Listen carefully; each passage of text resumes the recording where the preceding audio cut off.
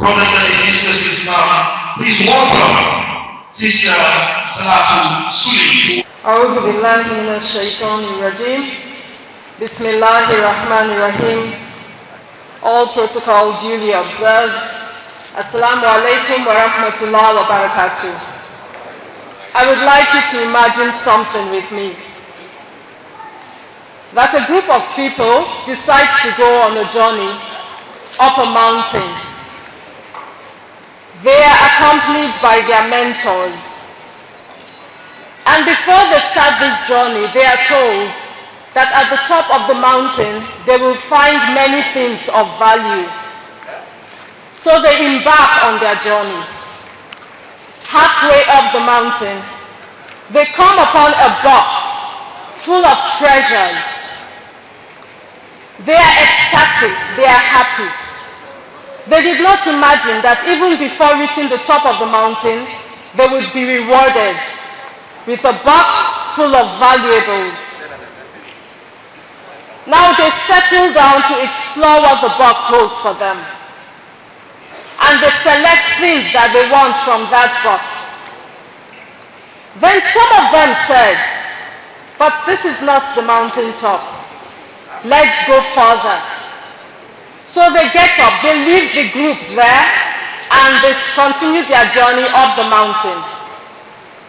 A little further up, underneath the shade of a big tree, they come upon another box, full of things even more valuable than the first box.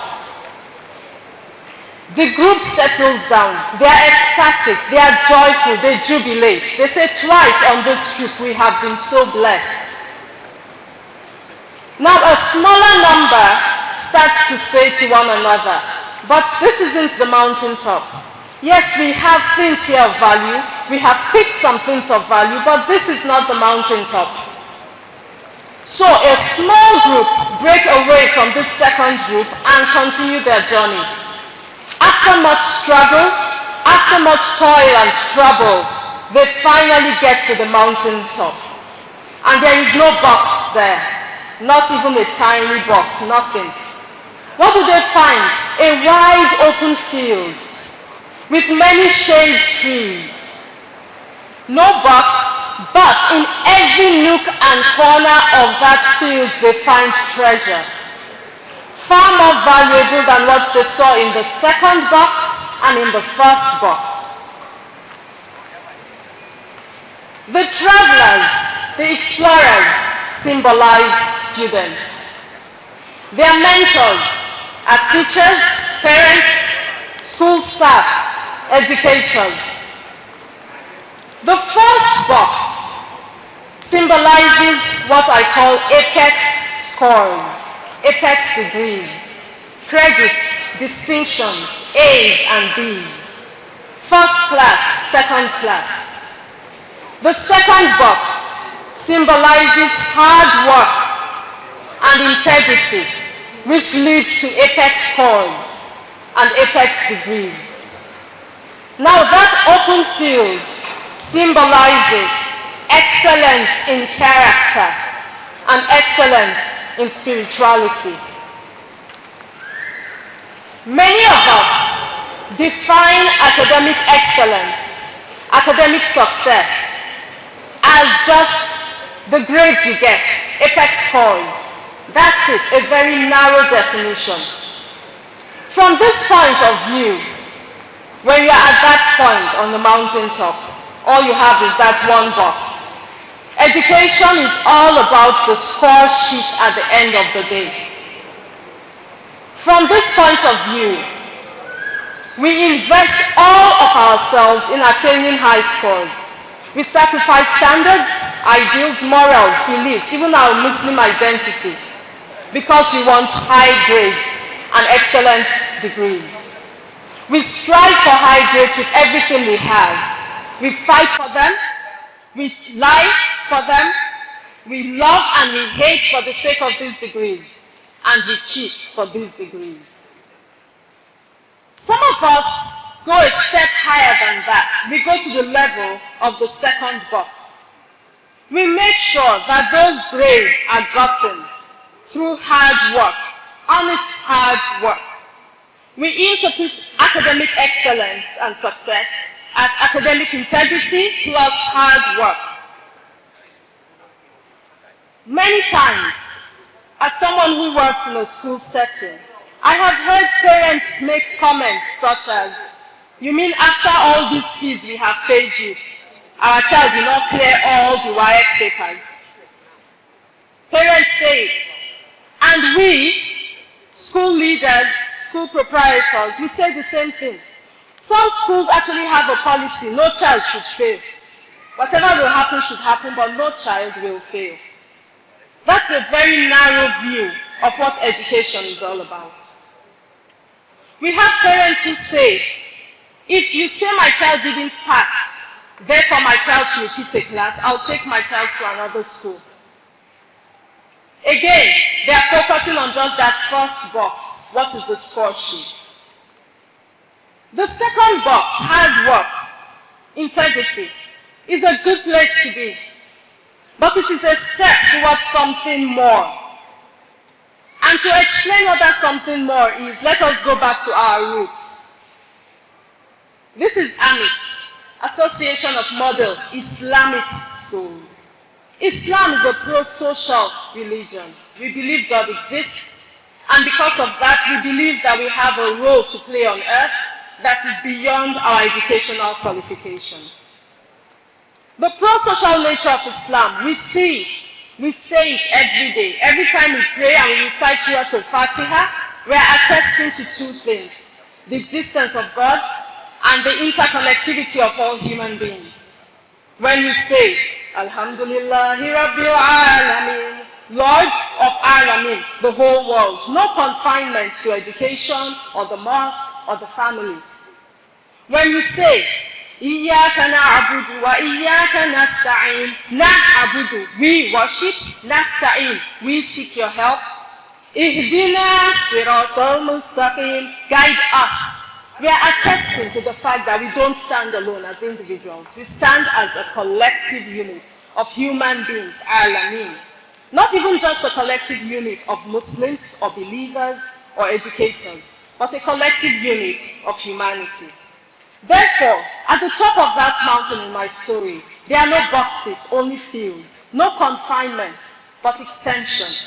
Extension of learning beyond the classroom, beyond the grades, beyond what I know and what I can achieve through hard work, but extension to what can I give that is of value to my community, to the human community.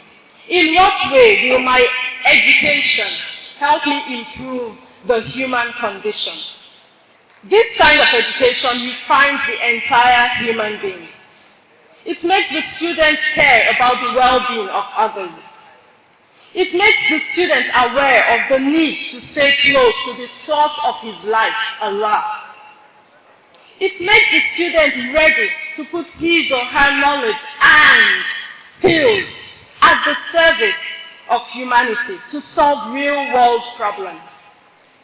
At that level of education, the focus is not on what are your grades, even as we strive to make sure the grades are excellent. The focus is when you know what the curriculum says you should know, when you can do what the curriculum says you should be able to do. Can you take that knowledge, can you take that skill, and can you use it to solve a real-world problem, to fulfill the real-world need of real-world human beings? Even as a student, very often when we conceive of what education is about, we think we should only put the knowledge and skills to work in the real world when the person graduates and goes into the real world. That's a mistake. We are alive every day. We are working every day. And even students as young as 13 or 14, students in junior secondary school, students in primary school, can put their knowledge and skills to solve real-world problems. The skill to do that, to get them to do that, lies in the teacher, how the teacher designs the teaching and the learning experience, the teaching and the learning activities. Ultimately, what a school should be aiming at is helping to calibrate and reset the thinking of their students and tilts them so that they have a qibla of sincerity to Allah and concern for humanity. We will not always succeed in this. Indeed, many will resist. Parents will resist it. They will tell you, what are you saying? Character matters more than these grades. You mean character is more valuable than distinction in WAEC? Please leave that thing. Get me the distinctions in WAEC. We have schools that have decided to walk the talk and say, we will not cheat for your children to pass WAEC. We will teach them, we will train them, we will challenge them, we will stretch them, but we will not cheat to help them pass. What do parents do in response? Some withdraw their children. They say it is impossible. That is when they have narrowly defined education. And that is why also when we speak like this, people nod their heads in agreement, but when they go back, they look around, they say the competition is too stiff. All schools are doing it. We too must do it. And I stand here to say I can speak for the school where I work. We don't do it. And there are many sitting in this hall who can speak for the schools where they work or the schools they have set up and say we don't do it. So the first lie is the lie that everybody is doing it. That's a lie. Even if you don't know of any other school that is not teaching to help students pass, be the difference then. Remember, there's competition at every level. At that first point in the mountain where they saw the first box, most of the travelers stayed. The number that went further up the mountain was lesser than the number that stayed. The number that went all the way to the top of the mountain where the field was far less than the number that stayed at the point of the second box. Whichever level you choose, the level of just get good grades, forget everything else, or you choose the second level, work hard, work sincerely, don't cheat, aim for good grades. Or you choose the third level, aim for good grades, but go beyond academic excellence, go to human and spiritual excellence. Whichever level you choose, there will be competition, but if you choose to go to the highest level, competition is less, because not many people can sustain it. So do not be afraid of the competition. How do we produce such students? The first is we set our own thinking, our own internal clock. We define success. Stop setting the bar at scores. Set the bar at husnul khuluq, excellence of character. Number two, we connect with our role. Allah described us humans as Khala'if al-Ard. He said he's the one that placed us as custodians of the earth. We define our role as those meant to care for the well-being of humanity, humankind, and by extension, our world. Three, map the journey. Design your activities within the school, both curriculum-based activities and extracurricular activities. Design them, design the routines and the rules and the procedures to be such that you create a culture that supports this thinking, that we are not in school just to get grades. We are in school to learn how to improve the condition of human beings and to make us better people and better Muslims. After all, of what purpose is knowledge or education that doesn't make us better, that doesn't make us more courageous, kinder, wiser, more considerate, more human, more Muslim? Shaitan's problem wasn't lack of knowledge. Shaitan's problem wasn't stupidity. On the contrary, he was very wise, very intelligent. His problem was lack of spiritual excellence. He was, if I may say so, a clever devil. And when we fill people up with knowledge and smartness without that anchor in spiritual intelligence or excellence, without that anchor in human excellence, we create clever devils, very dangerous creatures indeed. Lastly, we have to do the work. We have to climb the mountain to that field. We have to consistently reward students for excellence in character and excellence in service to others. The same way we give grades and prizes and plaques and awards at the end of the term, at the end of the session, to the best in chemistry, the best in physics, the best in literature. We should equally start giving as many awards, if not more, for the one who leads best among students, who leads like Umar ibn al-Khattab, for the one who is the kindest, who is as generous as Zainab bint Jahsh, for the one who is fearless, courageous in saying what needs to be said, as Aisha, the wife of the Prophet, sallallahu alaihi wasallam. We should actually reserve our best awards, our highest cash prizes, for character-based traits, for service-based traits. When we do that, we will truly be taking our schools and our students up the mountain beyond point 1, point 2 to the wide open field. Our job is not to change the world to suit the child. It's to train the child for the journey up that mountain so that the child's internal qibla, the child's moral compass is tilted towards human excellence, service to humanity, and spiritual excellence, connection with Allah. May Allah make our journey and our striving fruitful. It will not be easy, but may He make it easy for us nonetheless. Jazakumullahu khairan.